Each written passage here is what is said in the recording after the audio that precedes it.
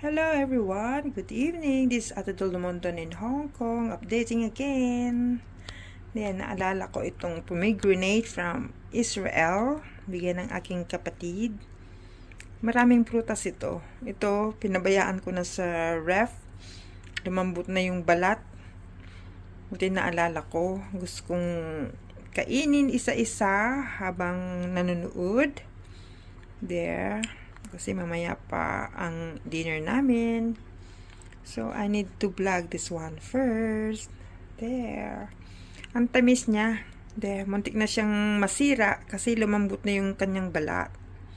There. Ang sarap isa-isahin na kainin. There.